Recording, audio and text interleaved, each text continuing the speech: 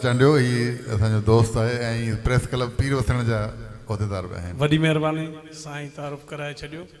साईं खां सिंधी ॿोली जे हवाले सां सुवालु आहे त सिंध में यानी जेको मथियों पासो आहे जेको ही जंहिंखे चवंदा आहियूं सांगड़ थर मिठी उन जी ॿोली में चेंज आहे, वरी हितां जी ॿोली में चेंज आहे, वरी हेॾो जेकमबाद शिकारपुर वरी उन में चेंज आहे, शाह साहिब जे रिसाले में चेंज आहे।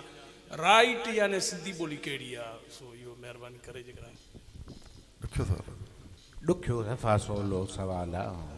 हिकिड़े पीउ खे 9 पुट आहिनि, हिकिड़े जो 10 फुट कदु आहे, हिन जहिड़ो मंदूर साहिब जहिड़ो मंदूर साहिब हाणे वधन बि घटाए वधि सपाट लॻा। हिकिड़े जो कदु हेतिरो आहे, हिकिड़ो छूं आहे, हिकिड़ो वरी हर हिक सां पहिरीं प्यारा ॿार थो ॻाल्हाए। हाणे हिननि मूं मां इहो सुवालु पुछां त सही पुट कहिड़ो आहे?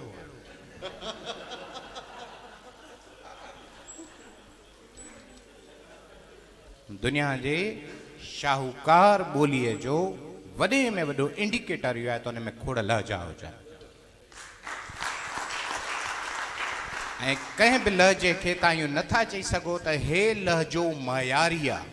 नो, लहजो लोक जो आहे, ॿोली लोक जी आहे। न मूंखे हक़ु आहे, न तव्हांखे हक़ु आहे, न कंहिंखे बि हक़ु आहे त कंहिं हिकु ख़ासि ख़िते जे माण्हुनि खे चओ तूं मयारी आहिनि। न, माण्हू सभु मयारी आहिनि।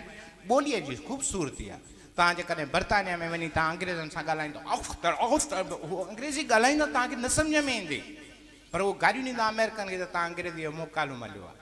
ऑस्ट्रेलियन वञो, ऑस्ट्रेलिया जा अजीब क़िस्म जा लहजा आहिनि। इहो को मसइलो न आहे। मिठा मूंखे त ख़ुशी थींदी आहे जेकॾहिं मूंखे हेॾां सरहद खां परते तूं केरु थींदो पियो आहे को चवंदो आहे, मां चवंदो दैट्स लवली। हा, तूं केरु थींदो पियो आहे, पर सिंधी आहे। मां तव्हां त हिते फाथा पिया हो मुंहिंजा सोना साईं, मां त नेपाल खे बि चवंदो त इहा मुंहिंजी सिंधी ॿोली आहे। मां त हिंदुको खे बि चवंदो त इहा मुंहिंजी सिंधी ॿोली आहे। छो त मां हिकिड़ो इंडिकेटर थो ॾियां, उहो इहो आहे त जंहिं बि ॿोलीअ में पेर खां वठी वारनि ताईं लिंगनि जा उज़वनि जा नाला हिकिड़ा हुजनि, मिटनि माइटनि जा नाला हिकिड़ा हुजनि, ॿोली हिकिड़ी अथव, बाक़ी अथव लहजा। सो पंजाबी बि सिंधी आहे, सराइकी बि सिंधी आहे, सिंधी बि सिंधी आहे, लहजनि ते न वञो हलिया। I love lovely. ओके हाणे